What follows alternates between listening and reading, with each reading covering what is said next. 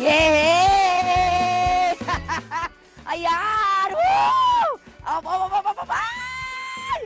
Siyempre, iba din ang saya dito sa Angono Rizal, mga kapuso. At kasama ko ang mga naglalaki ang higantes na, of course, atin po nalalaman, of course, pagka tayo po ay kumakanta ng Bahay Kubo. Andiyan silang lahat ng mga gulay sa Bahay Kubo ay nakikita po sa aking likuran na sumasayaw-sayaw ngayon.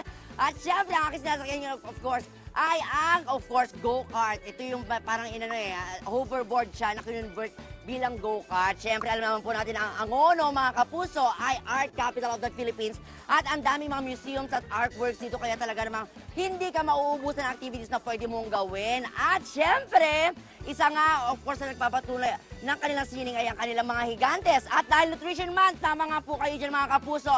Ngayong Hulyo, heto ang mga gulay sa aking likod at sa mga gustong maging fit, may mga activities dito na pwedeng gawin at talagang sobrang saya po ang maglibot sa kanilang Eco Park gamit ang go-kart na sinasakyan namin ngayon. Nila Mami, talagang makakapag-workout ka ng bonggang-bongga at pasyal-pasyal, tapos may magandang view at nakaka-relax talaga kapag ikaw ay may kasama. At ito pa ang magandang catch dyan, ha? Libreng-libre lang po ang entrance dito.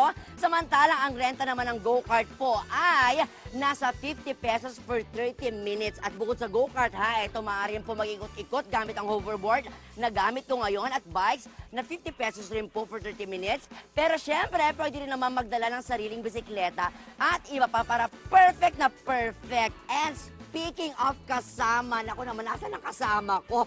Juancho! Bubay! Juancho! Bubay, nandito ako! Hello! Ayun. Good morning, mga kapuso. Grabe, nakakatuwa naman yung gulay na higante na kasama mo dyan. Anyway, nandito nga ako ngayon sa Zipline by the Lake. Ngayon susubukan ko siya. For only 50 pesos, masusubukan mo siya ng buong buo, mga kapuso. Hindi kayo pwede magbayad ng less than 50 pesos kasi puputulin kayo sa gitna dyan. Anyway, tara kuya, simulan na natin to zipline. Mamaya, Bubay, kung naririnig mo ako, susubukan mo rin to. Challenge ko para sa iyo yan. Alright? So, syempre, kailangan ng mga safety na gamit. Katulad itong harness na kinabit na sa akin ni Kuya. Okay, Kuya, kinabit na sa akin. Go, Juancho! Okay, Bubay. Medyo kinakabahan ako, mga kapuso. Kaya mo yan, friend! Go, go, go!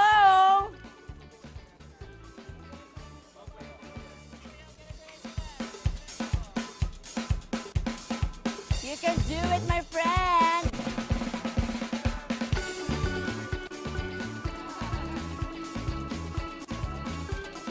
Juancho! Juancho! Juancho! Juancho! Juancho! Juancho! Juancho! Juancho! Juancho! Ayan na! Go, Juancho! Ang saya naman talaga! Ayun, gusto ko i-try yan mamaya. Nako, wow, look at that. Diba? Enjoying the view habang ikaw ay talaga naman sumasakay dyan. Uy, gusto ko matry yan mamaya. Ang galing. Yan, mga kapuso, ha? Ay, at abangan nyo po mamaya dahil meron akong challenge para kay paring Juancho. Kaya ang tanong, ay ma-achieve na kaya ito? Kaya abangan nyo po ang aming pagbabalik. Dito lang sa inyong #1 morning show, ang unang hirit! Yoo-hoo! Whoop! Let's do this!